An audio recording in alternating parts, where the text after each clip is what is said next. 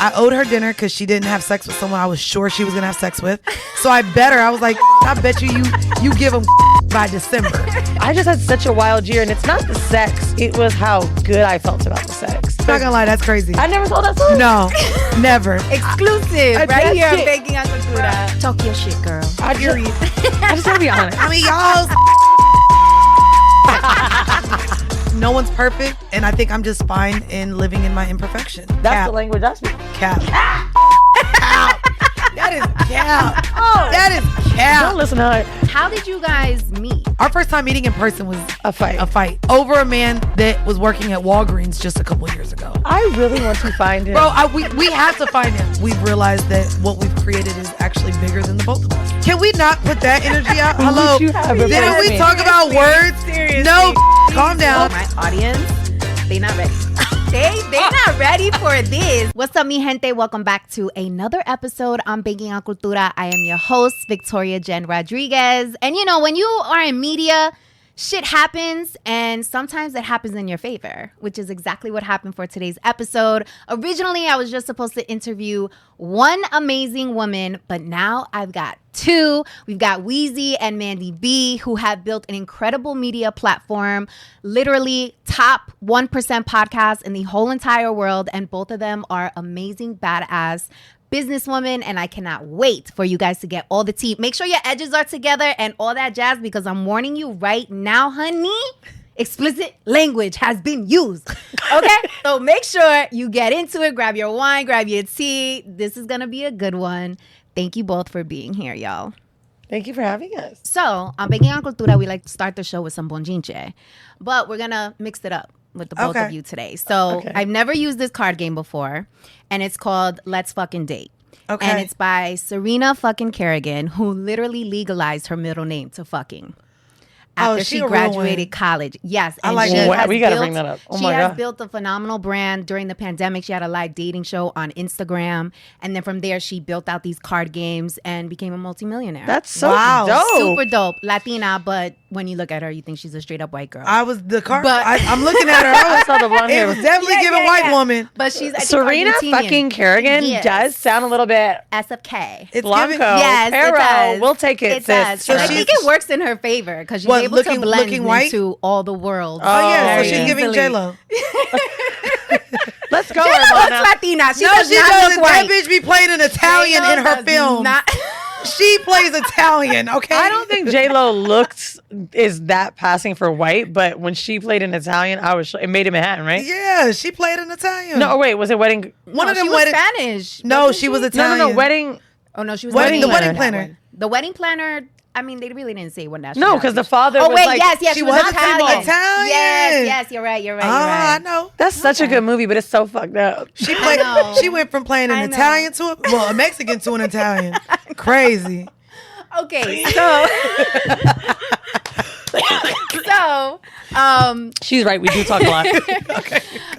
You know, on Baking on Cultura, just in general, I always like to support women who are doing dope shit, living out loud, coloring outside the lines, which is why I'm bringing her up and want to use you both to play this game. So you guys are going to pick a card. Some might be scandalous, so I kind of am nervous. So hopefully it's not too crazy. Girl, get your editor together. You got to pick a card and answer the question that's on the card. Okay. You go first. Okay. What is the weirdest thing you've heard during sex? Of course you would pick a card like that. All right. I'm on third base. This one you should have drew. But it's okay. No, go ahead and say what you say. I tell this story all the time, and it's funny because we just brought up Italy. So my homegirl was married to this Italian guy years ago, went to Miami, and I ended up fucking his friend. And his friend was very Italian. And he said to me, he kept talking about how perfect my breasts are. So I thought he recognized that they were fake because they were brand new at the time. And I'm like, oh, like, thank you, but they're not like, they're, he's like, wait, what? These aren't your tits? I'm like, no, I just got them. And so we start fucking, right? So he's fucking me. He goes, beautiful breasts. What is the name of your doctor? I'm like, what? As you guys are into and I said, Dr. Greenberg. And he goes, thank you, Dr. Greenberg, for these beautiful breasts. Dog. That memory, I swear to God, I've told that I'm story. not gonna lie, that's crazy. I never told that story. No, never. Exclusive, right that here on shit- Baking on Cultura. That was Josie's ex-husband. His name was the man I fucked with, Davide. Davide. Interesante. That is funny. Wow. Okay.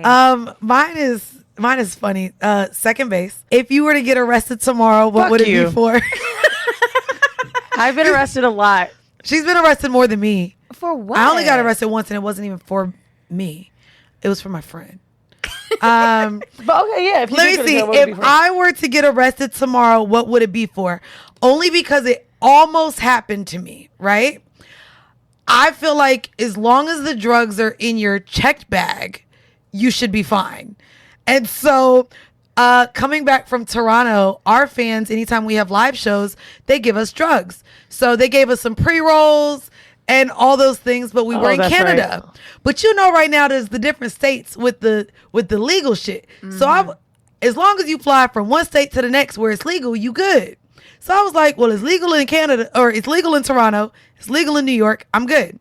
No, bitch, it's federal lines that you're crossing.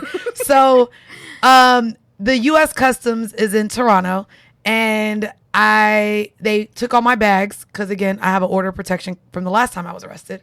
God, bitch. Wow. Yeah, Okay. I know. Why is she and right? so literally protection. the Who only went reason why I wasn't arrested from that is because I declared it.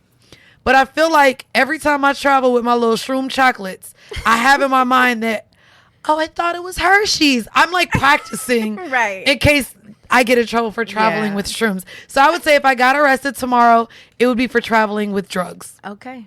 All right. Fair. What? Is that not a good one? You thought I would be arrested for something else? What you thought I would be arrested for? Indecent exposure. Oh. I know. That sounds Bitch, like I go to nude beaches. I go where I'm allowed to be naked. yeah, but you might cross the state line. You know what? Raleigh. You know what? Sucking dick in a car. Oh, wow. Okay. I think you could get in trouble for that. I just saw a person. I saw a person do that in a convertible, and someone, I've seen that too. You saw the video? With the older dude. Yes. I ain't like that. Okay. Cause kids. Okay.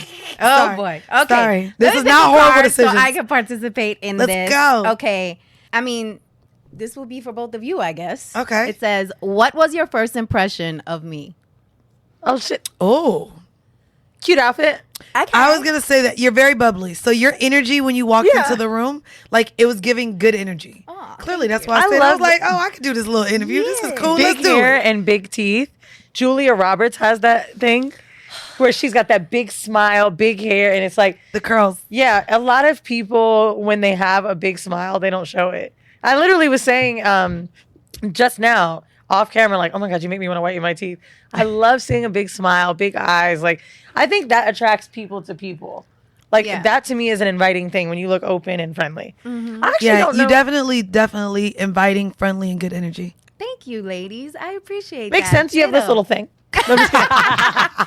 Thank you so much. All right, guys. So if you haven't figured this out already, the reason why both of these ladies are so comfortable speaking about intimacy is because your podcast, Whoreible Decisions, is essentially all about sexual health, kinkies, and all the intimate things. Yes. And you guys have built successful careers in the media space off of this podcast and have been able to branch out. And both of you are respected in the space for building your platforms. And I would love to start with, where did Whoreible Decisions come from, the name? So I never do this, but this summer, I'm actually opening up 2 slots for private coaching to work one-on-one with me. And this specific opportunity is geared toward leaders who find themselves questioning their purpose and are unsure of what their next chapter in life will be. They're essentially at a crossroads and they want more out of life and are just tired of following the rules. They want to trailblaze their own path and live life on their terms without risking their credibility in the marketplace. Does this sound like you? Well, look, coming from corporate, I have over 2 decades of experience and I understand the sacrifices, the risks, darling, and the game that you're forced to play in order to be taken seriously or worse, accepted. You've worn the mask, dressed the part, talked the talk, and from the outside looking in, you've made it. yet you're unhappy. You don't want to fake it anymore, and deep down, you know that you're destined for more. I've trained over 20,000 leaders on how to use their uniqueness and their magic to build a life of influence, purpose, and freedom.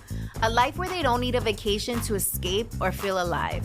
A life that is exciting and peaceful at the same time. So if you're listening to this and it resonates and it's speaking to your heart and ready to transform your life, expand into the unknown, and explore the beautiful parts of you that have been hidden for far too long, I invite you to complete the application to participate in this private coaching opportunity.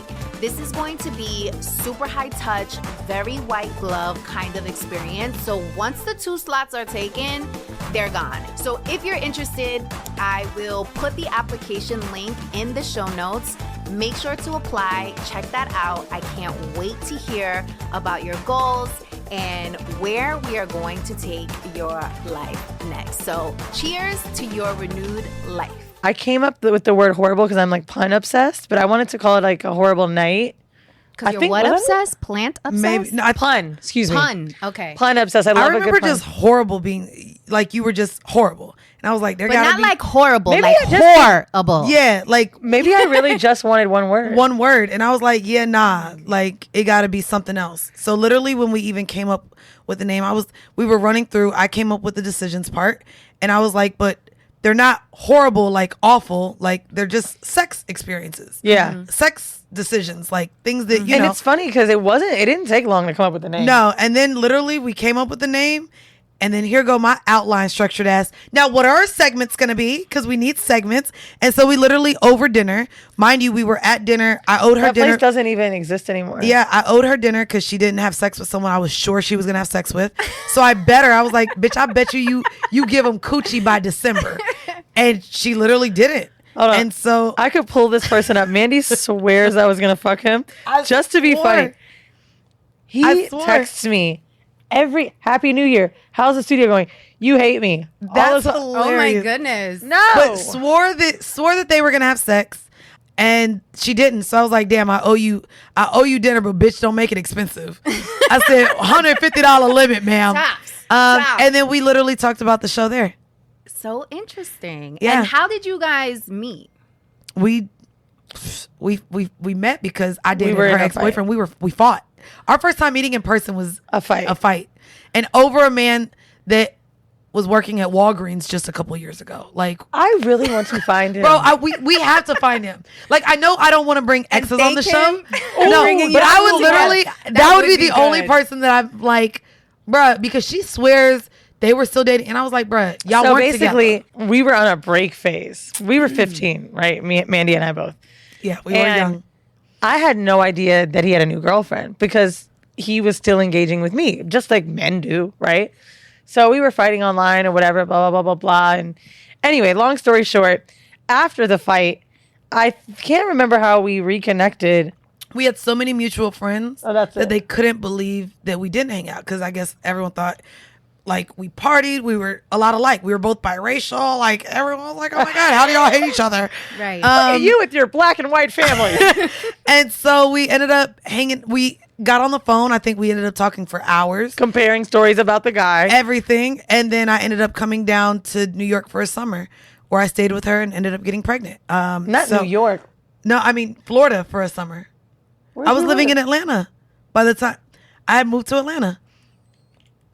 Okay, I don't remember that. But Yeah. anyway, you did get pregnant. But that was crazy because, like, when you think about the chaos, this is all before we're 18.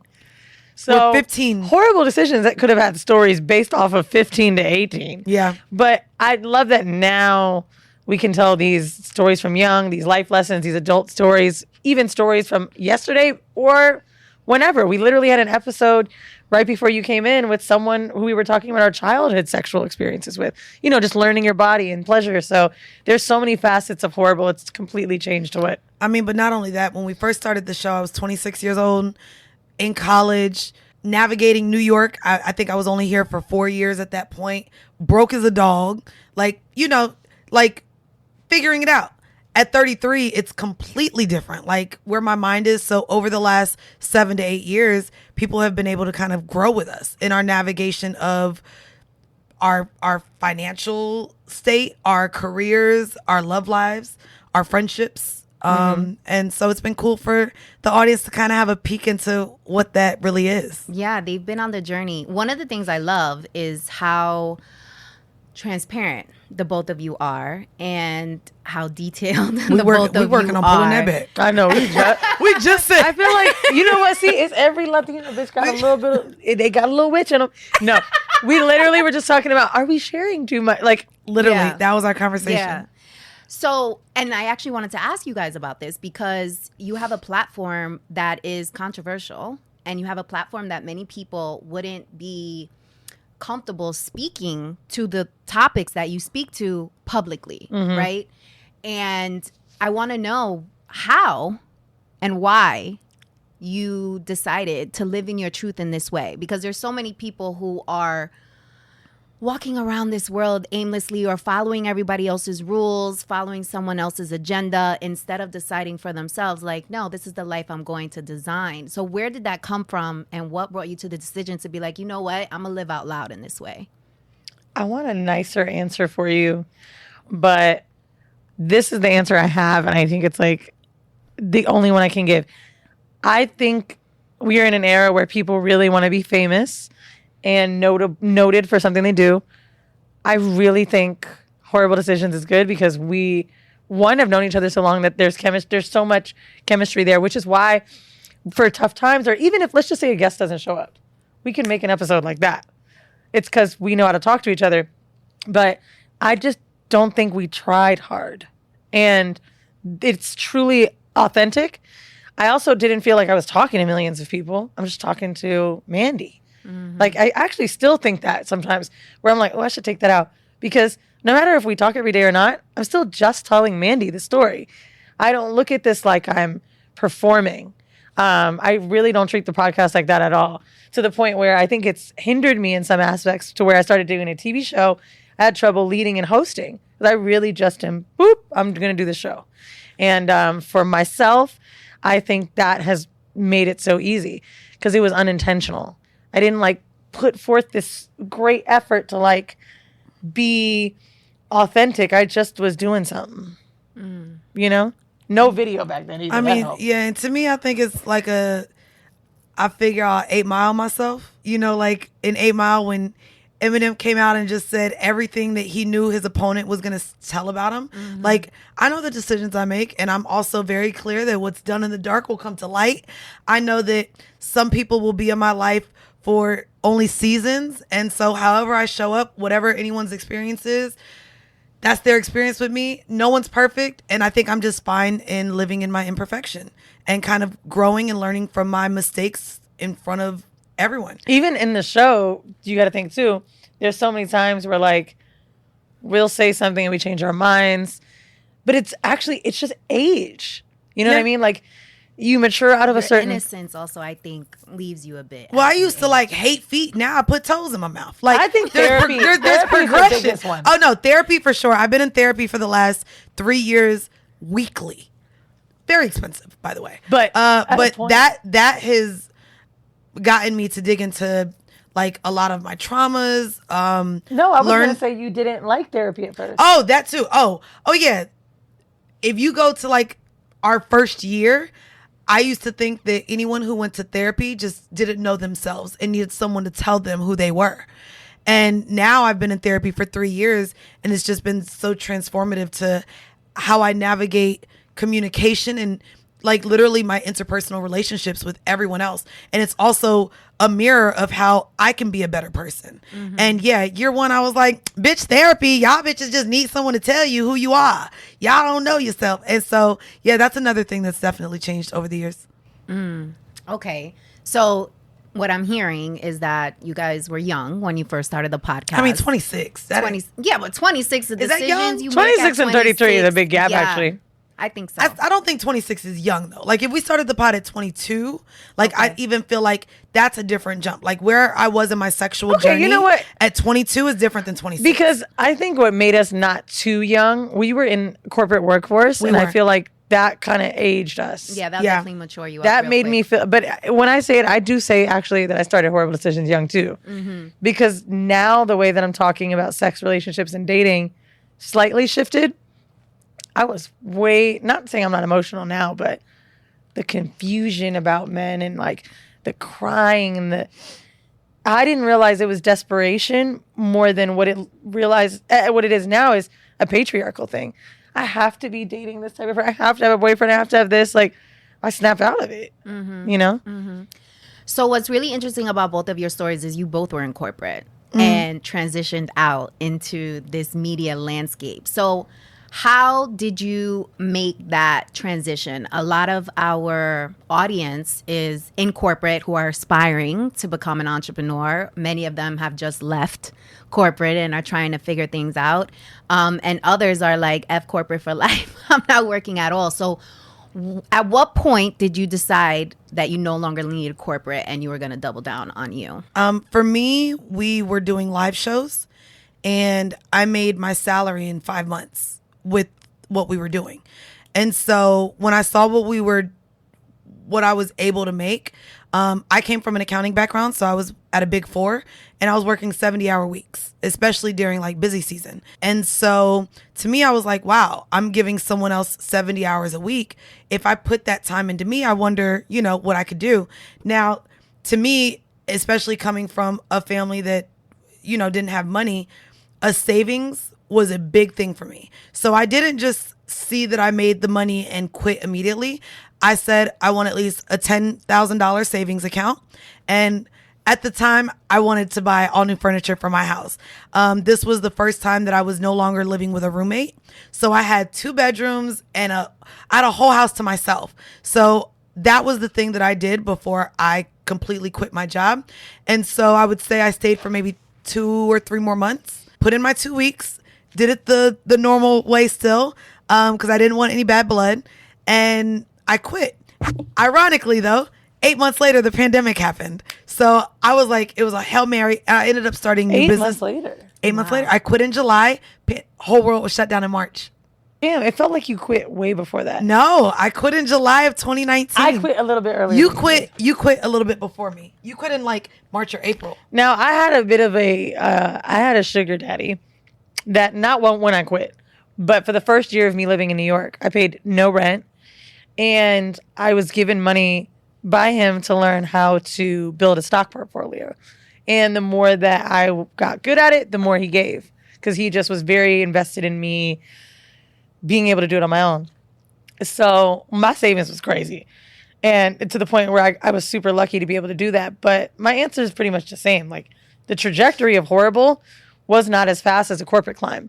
For me, I was account exec, sales engineer, working in telecommunications and data disaster recovery, shit like that, Salesforce type of stuff. And basically what was happening was, okay, if I stay at this job another 3 years, I'll get this promotion. Maybe I'll get an increase of this much money. Whoreible was going faster than that. It was definitely going so faster. I just knew sales, I'll just come back whenever. Honestly, all of my colleagues at the time were in their 40s and 50s. So because they were older, I'm like, this job lasts forever. I'll just come back if I had to. And so the leap of faith was a good one to take. Especially when you have a sugar daddy. Yeah. But he left me before. Yeah, he wasn't even around. He wasn't around. I just had a really good cushion and he taught me so much. Like, the sugar daddy shit, it's funny because I don't even know if there's a bag he ever got me. Clothes and stuff, yeah, but like, to not pay rent in New York for a year. By the way, right, I got a few friends like that right now with guys. They're still spending too much. Like, I was really diligent. Thank God I was responsible. Like, I really did a good job at knowing, like, oh, I'm not spending $2,500, and this is back then, $3,000 in rent. I'll put it away. Like, literally was saving it. And yeah, I'm really grateful for that experience. And I think Mandii and I quitting, though, people always want to ask us this question, but they don't realize we did the job and Whoreible for a long time. For a long time. At least. You don't quit your day job until you see it. Let me see if I quit in still 2.5 years. Yeah. We did Whoreible for 2.5 years before we both quit our jobs. So I mean, that's another thing. A lot of people get into podcasting just thinking it's going to be quick money. We spent money. Like, we didn't start seeing money until maybe a year and a half later, and that's even really quickly to see. And it wasn't profit. a recoup. No. It was just seeing money. Yeah. But, you know, I think what really helped us, I gave this advice on an episode of Earn Your Leisure where, maybe I did this on a panel. But basically I said, Mandii and I make money so many different ways from Whoreible. And what's happening is, now that I'm producing shows, celebrities are kind of just like, okay, well, where's the ad dollars? Yeah, and they don't want to do more work. We know we have to do X, Y, Z to get there, and I think that's really what helped us. Touring, merch, Patreon, and then advertising. Yeah. But before that, because I know Patreon is something new that was no, we've had Patreon since 2017. Oh, I didn't know that. We were one of the first. We were one of the first. Patreon looked at our model and how we was doing things. Do you remember how I found out about Patreon? James, my friend James with the long hair that was in a cult, the white guy. And I know, yeah, we looked into it. Paid for a Patreon subscription for a podcast that was making $90,000. El Chapo Trap House. Yeah. And he was like, oh, you and Mandii, because I was complaining about how much we were spending. He's like, you and Mandii should do this. I think you guys have enough fans. And it was literally just so that we can cover costs, operating costs. So literally too, and I won't be full with the numbers. We started in 2017. I think in year 1 of our Patreon, we only made like $12,000. Year 2 shot up to like 30,000. By year 3, over $100,000. And right now it's over $200,000. And we're just keep on climbing. So there's 6 figures coming in just from Patreon. But again, our first year, we were maybe seeing a couple hundred a month. Like, it wasn't a lot. And this is also work that we have to do. I understand that's a lot of money. But it's work that we have to do without the backing of Black Effect or iHeart, because it's our separate entity. Not saying they wouldn't help with some extra shit. I'm just saying that's another avenue. So when people get a podcast deal, they may not want to do shit else, right? I mean, and even in the start of our Patreon, Mandii managed audio and editing, and I was shipping out merchandising, literally by hand, folding shirts, writing down addresses and names. Then it got too much. We had to start hiring a team. Like, we really built from the ground up to where now, to watch the landscape of podcasts, it's such an interesting game, because I'm like, whoa, you guys have so much. Even these cameras, right? Just when you think about it, we would have video. They would have to piece the footage together. Now, one of our engineers here is pressing the buttons, and it's edited by the time you get it. Yeah. Like, it wasn't like that back when we started. Nah. Mm-hmm. So what do you think attributed to the success of the podcast when you first started? I mean, I think it was a little bit of the content. At the time, it was fresh. There's a lot of other sex podcasts now, but at the time we were, definitely the only ones of color doing it. The only Black girls talking the way we were talking.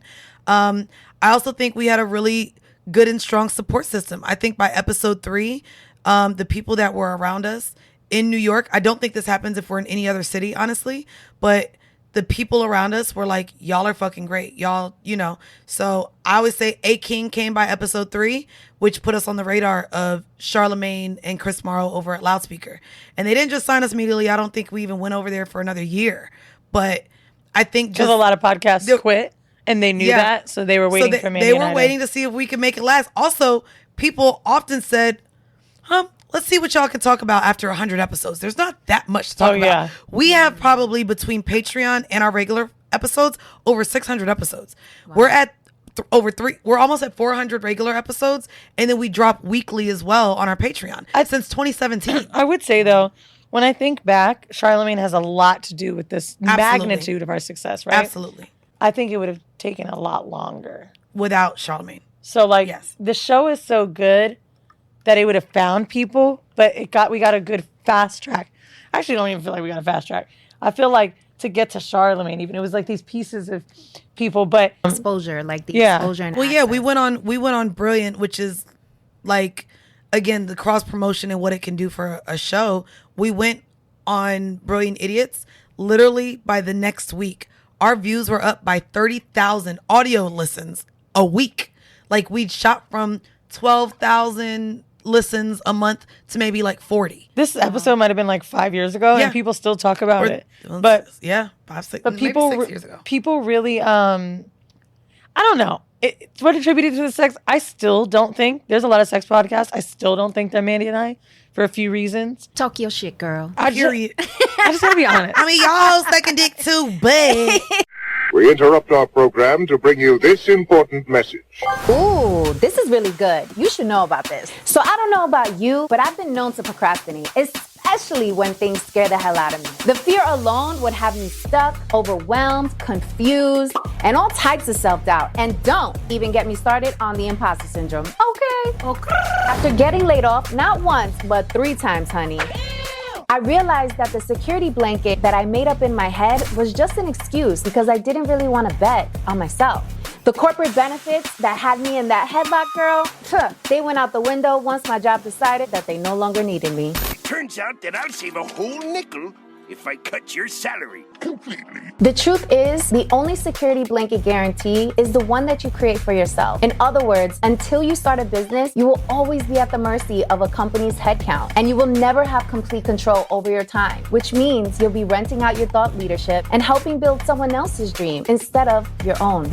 If you've been waiting for a sign, this is it. Don't you think it's time you stop playing small and tap all the way into your power, sis? Check out www.victoriajen.com/training to learn my 3-step process, the exact 3 steps that I took to make the transition from corporate to entrepreneurship. And this is helpful even if you don't know what type of business to start and have only one source of income. And this is absolutely free. It is my gift to you. I want you to win. It's winning season. In fact, what's that? It smells like winning season. Okay, so tap in and I'll see you inside the training. Let's go. Mandii Y'all and ain't I nice. are not scared to debate with each other in a way that men can do and women don't do on podcasts. But at first, it was this thing where, maybe I never even said this to you, that I noticed this recently. It was this thing where it seemed like we had a lot of conflict. I'm not saying we don't sometimes. because we do. But when you really look at it, women do not challenge each other on duo shows because they're too close to friends and the opinions are shared too much. And Mandii and I literally can sit in front of each other and be like, no, you're wrong. You're wrong. I'm telling you this. and hold the argument down with very valid points. Maybe one's not wrong or the other, but understanding our opinions. I do not see women do that. I think that. I mean, I think, though, that we also get the response from the audience in being able to see us do that.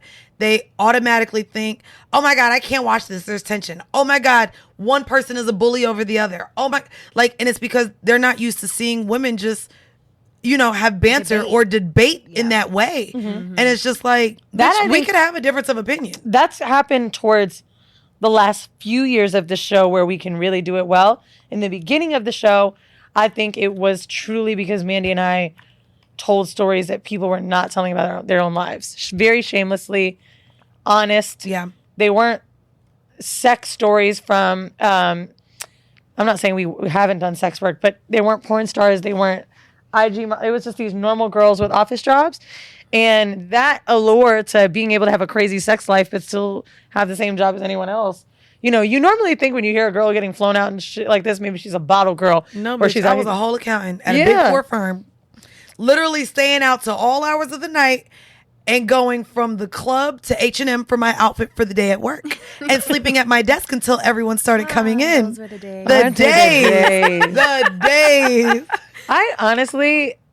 I was recently having this conversation playing like a card game with my partner, and it was like, if you can go back to a year in your life, what would it be? And I was like, oh my God, the first year in New York. Do you remember the time I was fucking that Swiss banker and we randomly had a threesome with the girl that was just sitting down in the restaurant? I mean, like this? That sounds like you've done that a lot. No, but like, what was his name? I remember a Swiss banker. Was that the one who went to jail for a white collar crime? Wasn't he embezzling? No, it was another. Yes! The embezzling guy. But it was crazy because it was such a New York story. I'm living on 54th and 8th. It was called The Mark with this apartment building that's grandiose. I mean, big windows. It was insane. And I have this sugar daddy who never shows up or wants to be there. And I'm just living my life, dating all these guys on Tinder. I'm dating a DJ, a restaurant guy, a ball player. But I've never seen Euro guys. We're from Florida. So the white guys we have are very like racist. But they just are. Or they have that very like standard American look.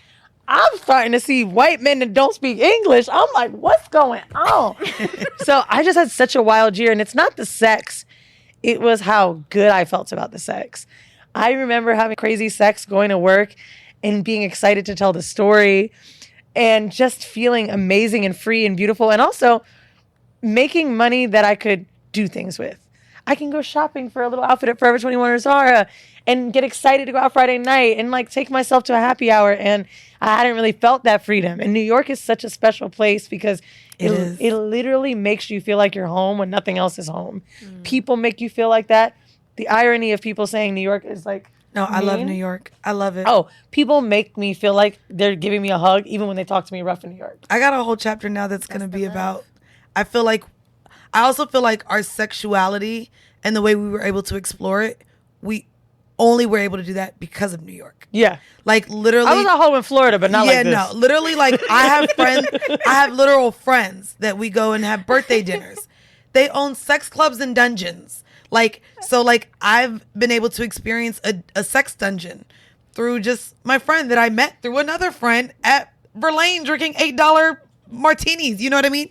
So like New York offers that sensibility of like, you could literally do whatever you want and not everyone has to come back to your home, but you just get to explore and everyone is just kind of free here. Mm-hmm. You're also not the crazy one. My ex-girlfriend, when we were living in Orlando, she said something to me that made me feel insecure for years. She said, in a fight with me, and we're still friends to this day and we dated after, but she was like, you don't know how hard this is. Like everybody always asks me why I'm dating you and they think you're crazy and they think you're wild and like they just think you're this wild girl. And I'm like, but you be doing the same shit with me. We go to raves together, we do this. And I thought to myself, what is it about me? Am I too extroverted? Like, because she's right. You did the same things with me, but people do have this opinion of me. In New York, no one thinks like that. Nope. I could walk in a bar, start talking about how I got fucked in the ass and it was slipping out. Or maybe now I'm like, no one's really gonna, oh shit, okay. New York allows me to be 33 with no kids and no one questions me. Like, why?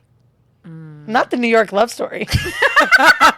Love it. And it does smell like pee, you guys. It sure does. It's worth it. We love to get peed on. Walking this neighborhood, like I also have another studio I film in, and every time I walk over here, it's always an experience. Oh, because there's the people, so much it's a lot. shenanigans. You got to keep your head on the the west swivel. side over here, it is too much. But Yep. I'm giggling as I'm listening to you guys because my audience, they not ready. they not ready for this. Okay, This isn't their they cup not of. ready. How did he say They tea? not ready for this one. Sorry for the that we got here on bonchiche. the show. I'm so excited. Y'all gonna be grabbing your edges. I can't wait for the Oh my comments. goodness. Sorry, y'all. But I want to talk about business partnerships because both of you have been candid about the fact that you don't see eye to eye all the time, but you've been able to work through that. And I think women specifically have a hard time with separating business and personal, and or have a hard time seeing the bigger picture where they are able to process the emotions but still get shit done. And I think the both of you have been able to do that. So what is your advice for those who are seeking partners in business? What should they be looking for? What is the assessment process like? And also, what do you do when shit hits the fan? I mean, shit hit the fan for me with another business partnership. For me, what you should look for in a partnership now, like what I've learned is to really see what your partner is strong in. How do they do business? How do you know that? So that's what I'm saying. You have to know before you get into a partnership. Oh, no, that's a good question, though. So to me, there would be, and maybe not just jumping right into business with a partner at all. I don't know. Like, I'm to the point now where everybody getting a 1099. I don't know if I'll ever have a partnership again without just paying someone outright for whatever they're doing for me. However, I think whether you take a test, whether you really see how they navigate where they're at now currently, whether they have a job, do they show up on time? What is their role at that job? And maybe actually having the conversation. What do you really like to do? What things are you strong in? What things do you absolutely hate? I think those conversations aren't had enough with partners to where you go into a partnership and it's split 50-50, right?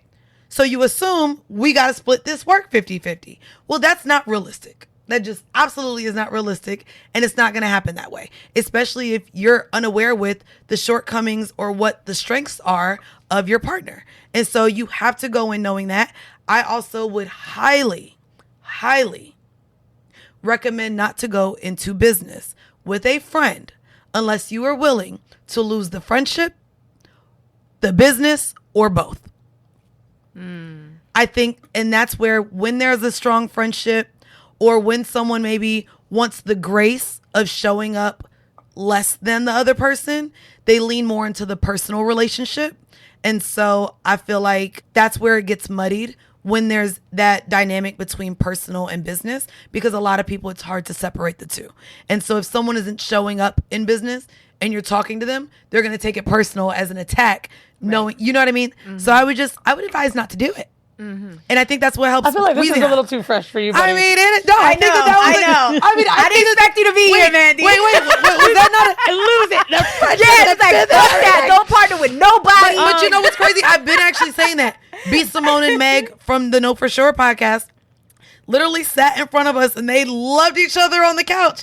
And I was like, ooh, I really hope that this stands the test of time. And that show ended as well. Like, there's a lot of public breakups that we've seen from the music industry and trickling down, especially in the entertainment space. And we don't know all of the breakups with everyone in business, but you can look them up. I know, like, Adidas, there was a split. Apple, there was a split. Nike, there's been different changes. Right. It's really hard to maintain a business and keep a personal friendship. I would say on the other side for me, Mandii and I haven't been buddy friends since we were early 20s. So, yeah, it's easier to be more diplomatic. With us, yeah. When I made WTF Media, Alex and I were at the point where we're hanging out every day, right? Now, we're born one day apart, and I believe in astrology and Pisces emotions. We've gotten in one big fight with the studio a year ago? Maybe 2 years ago. And he said something in the fight that shocked me. He and I didn't talk to each other for like a month. And no one knew, none of the staff. We were kind of getting a little weird with each other, but basically, it was a completely emotional fight. And I don't believe you can separate business and personal at all. I think that the thing about entrepreneurship is that you're not working for a corporation. So because you're not working for a corporation, you're supposed to have some feelings and some emotion and some compassion. Like maybe, I don't know, 3 years of doing WTF Media, I've had 5 times an employee ask me for money early than their paycheck time. And every single time I've given it. Because to me, same. What the fuck is the perk of you working for a small business that can't help you when there's probably shit you're doing that's a little bit extra, but it's a small business, so we're figuring it out. So anyway, with Alex, in this fight, remember we came to LA, we talked, we were in the studio together, and he's like, yo, I'm so mad, I'm so tight, like, that we're going through this issue that I don't need this studio. I don't want to do it anymore. Like, I don't want to make another one. I don't want to work. I don't want to keep working. And I was like, wow. That let me know, like, yes, it is tied together. You know, like, you do have to have some sort of, not even friendliness more than, I don't even want to use the word respect. It's more of like a... It's definitely respect. I think there has to be respect for each other. I think you can respect someone and it has to be semi-friendly, like a camaraderie almost. And you have to be excited to do this business because even if there's respect there, you've still got to be able to speak to each other, got to be open. Like, it's dead ass emotional. I don't know if you can really separate business and personal. She a Pisces. I ain't that emotional. My feelings can be cut the fuck off. It's black and white with me. She is lying because She's I've such been a- hearing her chit chat, and I don't know, girl. Mandii, whenever you get mad at me, in the last 2 years, I would say, your reasoning is a very emotional one, which I'm open to listening to because that's the language I speak. Cap. That is cap. Oh, that is cap. Don't listen to her. Y'all If anyone listens to Whoreible Decisions on here, you see how Mandii be crying? Cap. Mandii, Cap. girl, please, you emotional. But I would actually say my one thing for partnership advice, Will Smith, Mandii and I actually were both there. Yes. And it's crazy. So I'm there. Mandii was there. It was a Bad Boys screening. And he was with Will Smith and Martin Lawrence. So very lucky to be there. Alex and I got invited, but Mandii was also invited too. Will Smith mentioned... Separately, because you know I got my own invites. Like, it's okay. So anyway, Will Smith said something about him and Martin, and he was like, he knows how to make me look great. I know how to make him look great. And he said, we surrendered our egos. The surrendering of egos. Alex is sitting on my left. Mandy's down there towards the right. And I literally was thinking like, wow, that is something I've had to practice a lot. In the podcast, it's different because you shine, you're doing your personalities. But in the studio specifically, I have to be wrong a lot because this technical shit I don't know. And I have to be honest when I'm not right. I have to really not feel like I'm not worthy. The sweat equity that we've poured into this business is very imbalanced because when we're building a new location, I really don't do anything but find it. This is his job. However, when we need to do partnerships, pay bills, pay employees, do anything, invoicing, I feel like he don't know how much the lights is. And that shit used to bother me sometimes. But I got a lot of nerve saying that when it exists because you built the shit together. So it's acknowledging the strengths and knowing that, I really can't do this without you. See, she said the same thing I said, just differently. Acknowledging the strengths and the weaknesses of, and I think that that's very important in partnership. Like, but you're aware. But you can know someone's done something and have a chip on your shoulder about it. Yeah. You have to really. You have to know how to communicate. You have to really be able to celebrate someone's strengths. Yeah. More than belittle their weaknesses. Agreed. If someone's not good at something and it's been a while, maybe. See them for who they are. Yeah. Like, it is what it is. I've learned that about myself. I've learned a lot of my own flaws that I've had to accept. I'm good at a lot of shit and I'm bad at a lot of shit. But surrendering the ego, that's Will Smith, not us. Yeah. So what about this partnership in particular has allowed for the both of you to not be like, fuck it, I'm walking away from this? That's been said many times. I'm sure it has been said. To me, I say it all the time. happened. When we specifically, even when we go on tour, our brand, while it's, yes, very salacious, very wild, very raw, we've actually changed lives, believe it or not, by sharing our stories. To me, it's a lot of sexual education And liberation. And giving women permission to explore themselves and embrace themselves. And so to me, every time we've gotten upset with each other or, felt like this was the last straw, we don't want to do it anymore, we've realized that what we've created is actually bigger than the both of us. And so we've surrendered our ego to the brand.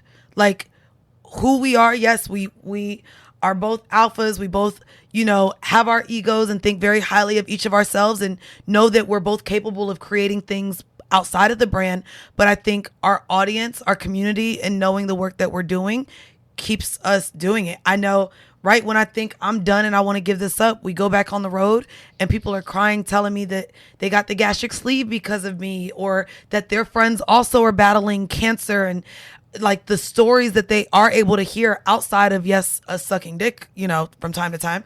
It's more about like our journeys and them seeing themselves in either of us. And sometimes they might see themselves in me and might switch and be like, I'm more like Weezy now. And so it's being able to feel seen. And so this is bigger than us. I would say if it's not money or fans, because that's it. Truth be told, money and fans is why we say it, right? The thing that makes this partnership easier for me than it has over the years is what we create is truly Mandii and I. There's not a what's the word when something's off? A scale? Unbalanced. Okay, there's not an imbalance in the creative output. We've had so much content that we've made that's amazing, and I see it is like literally both. In the beginning, when we first started, people would pit us against each other a lot. And they would say things about who was better than the other. And I think that's because we were women. I think innately people put women against each other. Not so much more like they did before. Right now, maybe someone will say, I don't like Weezy because she do this. But before, they would directly be like, this one's better than the other. Do it without this one. I would see that a lot in the beginning, right? Yeah, I don't see that as much anymore. It's something they at just the don't beginning. like me. They be like, damn, Mandii, shut the fuck up. But they come back every week. So. And they do. Hello. And they do. But when that happened, there were moments, and this is just me being totally honest, where I thought, when I would be angry, can I do a podcast by myself? Now, seeing what we make, it is 100% 50-50. I just said it on the episode with Meryl. I see so much of these moments where it's just Mandii. This episode, Mandii took it over, or Weezy took it over, or even if it's just both of our energy. And it's not the same when we have a guest host. It's just not. They're good. Like, we still do our thing. Mandii and I don't make money outside of each other because we whack. But this partnership itself is truly a creative chemistry and connection that is irreplaceable. And I literally was thinking, we maybe talked about this once or twice. I was like, if Whoreible You heard Decisions, that, Mandii? She said you irreplaceable. Bitch, I know. bitch, acknowledge it to me. I ain't surrendering to my ego right now. Bitch, I know. If I died, Can we not put that energy out? Hello. would you have Didn't we replaced talk about words? Seriously. No, bitch. Calm down. Well, we're all gonna We're die. sitting next to a witch you just said. Calm my down. God. Let's not we're put. all gonna die. I'm not if a I died. Santeria. Okay. No, What would no you do? Santeria. See, come That on, is not Spanglish. what- Girl, what if you turned into Alex Cooper if I died? What I'm if not the playing shit with you. blew up? I'm not playing with you. What if they were like, damn, she got I'm not me even nervous. entertaining that conversation. Nah, but I used to think I already just be worried about you The getting both pregnant. of you are irreplaceable, okay? me pregnant on I Whoreible done is already gonna be told her lit. she gonna have to sit with her belly and all. We gonna be on tour. She gonna have to have it That's cut gonna out. be incredible content. Girl, I thought so too. My man was like, what you mean you're gonna be on the road pregnant? I was like, the first 7 months. Women work when they pregnant. I think I completely agree. But there is something about this era of the podcast, like being about sex, and no one else I'm sure goes through this, but girls talking about sex, when it's done, is a conversation a lot. Not him, I'm saying, just people in my life. Oh, when you have a family, when you're done with Whoreible. People say that to me a lot because I want children. Oh, when you're married and you're done with Whoreible, like, bro, the evolution of our show would include shit like that. Can you imagine if we've been talking about this stuff the whole time and I got pregnant and didn't do the show? How can I not tell you about what my body is doing? That's literally the purpose of the shit. So it's strange to me that everybody does that. Sometimes even my mom, will you still do this if you're, yes. Like, I want to breastfeed on a final episode or some shit. Jesus. What? Viral. Viral moment. Okay. I know that both of you have places to be and Yes. people to do, darling. But I want to talk about money management because the both of you have built these incredible careers and are managing a lot of money that necessarily wasn't available to you before. So how are you managing your money? Are you seeking counsel? Like, did you go and blow a bag, multiple bags? Like, how are you keeping it together to make sure, like, it comes in and stays in versus go out? Now, I didn't get the education from a sugar daddy or my family.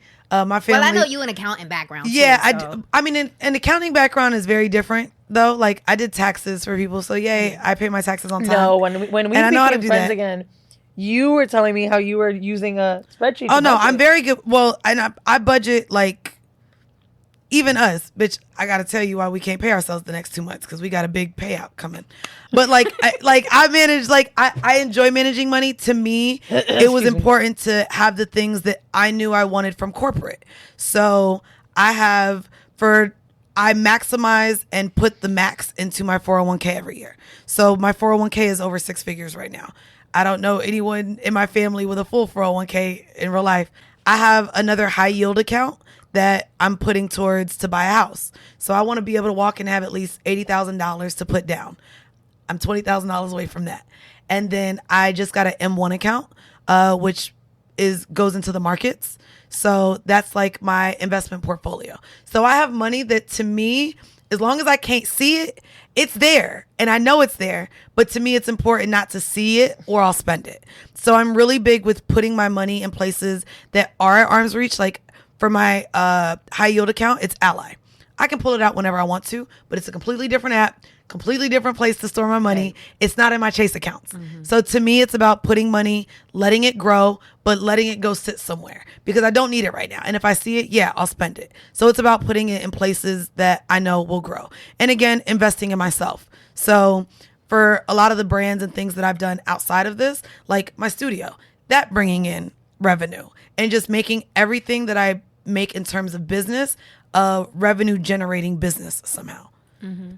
As far as bank accounts, my ideology has been the same, like not seeing it. I did have a lot of my answers are the same because I do the same thing. The only thing I do slightly differently is I have an AI trader on Charles Schwab that helps me with stocks. So something that happened to me during the pandemic, I made mad money from stocks, 6 figures. But after a while, that changed. Yeah, and it was very hard to not keep up with it, but basically like yeah, I guess keep up with it, or what do you diversify sell? it or So the resell it. AI trader has been so useful because Charles Schwab's does it for free, and it'll basically place your money in certain places. You could say how much you want going to futures, stocks, or whatever it is, or even if you like a certain type of stock, whether it be tech or whatever. That's helped.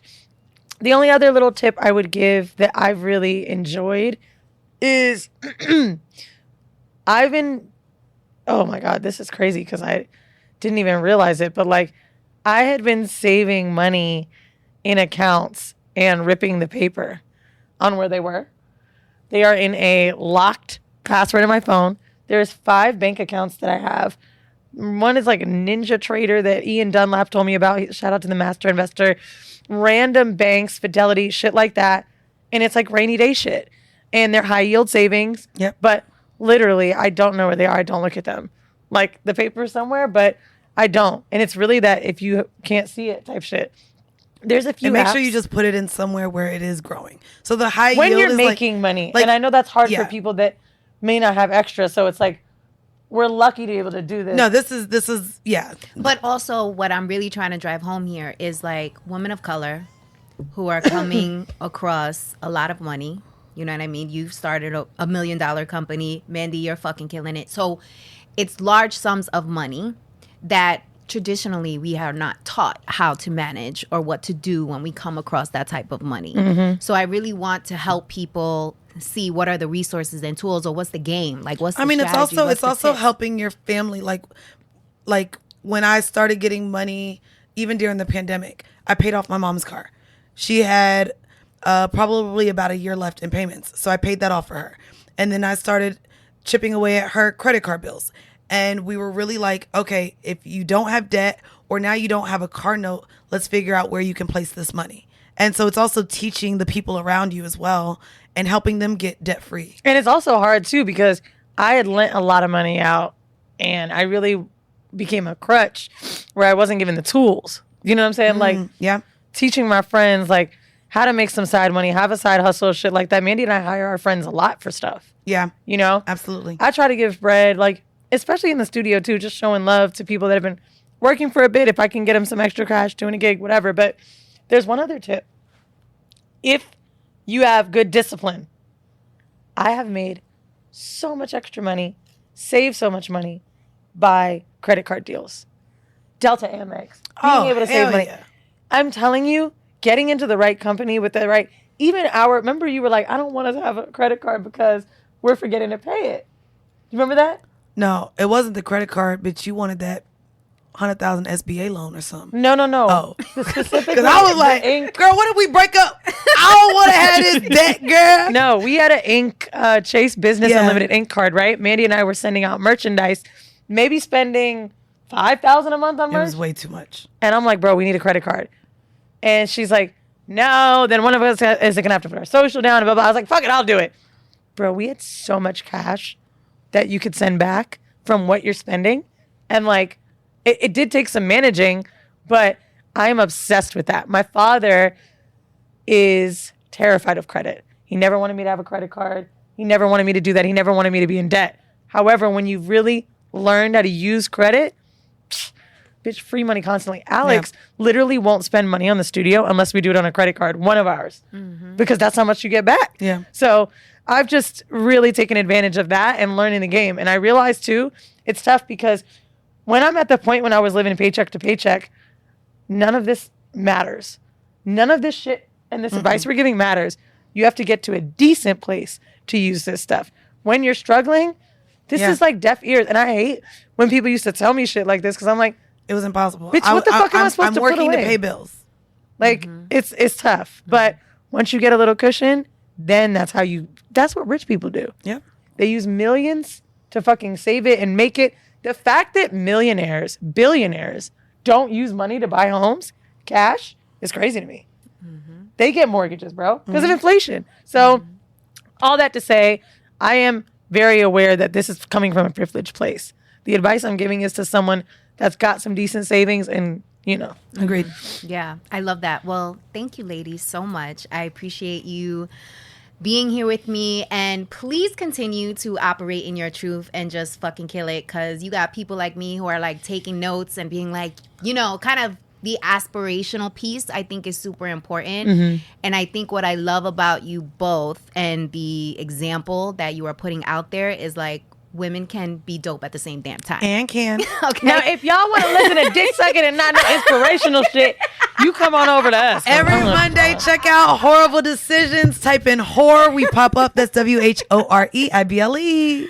But individually, Yes. where can people find out more about you guys? At Full Court Pumps everywhere. I'm Weezy, WTF Online. All right. Thank you so much, ladies. I appreciate Thank you you. guys. And shout out to all of you for tuning in. I cannot wait to read your comments. So make sure you put it down below in the show notes. And I'll see you on the next one, guys. Mi gente, I need your help. Look, the real game behind podcasts is we need to really understand our demo, aka you, our audience, so that when we go out to sponsors who help us put on this amazing show and deliver this content to you, that they can clearly understand who we serve and what is significant to you and what you value. And the only way for us to get that information is for you to give it to us. So we just created this survey. I'll put it in the show notes. It will take you less than 3 minutes, literally, but it will be so helpful for us to get a better understanding of what it is that you care about, what's important to you, what do you value, so that when we're out in these streets trying to secure the big bag and get sponsors for this show, they know exactly who our audience is and what you care about. So we can bring you the best products, we can bring you the best organizations that are out here serving the cultura, the community, you. So please take a moment and fill out the survey. I'll link it in the show notes. Appreciate you. Let me make it claro. Look, Let me be very clear. claro. Sometimes I feel like I've run into some people that say we've been messaging for a long time and they're content creators. And it always surprises me when you don't choose a good, like, or recognizable name or photo, because it's like, how was I supposed to know it's you? You got a tree, bitch. Like, Right. what Not the you got a fuck? tree. I've been talking to you this long. I've met so many people like that. I'm like, Yeah. oh, that's you? So I think, like, you've got it right. You've branded your shit, and I like that. Thank you. I appreciate that very much. Mi gente, did you enjoy this episode? Are you loving Banking on Cultura? Make sure to subscribe and follow us. Our goal is to grow this community so that we can all embrace our Latinidad, secure the big bag, and never question our cultura ever again. Please also take a moment to leave us a review. I love reading your reviews. Let me know what you are thinking, what guests we should have on, and if there are any topics you would like me to cover. I appreciate you so much for being here. Te amo mucho, and I'll check you out in the next episode.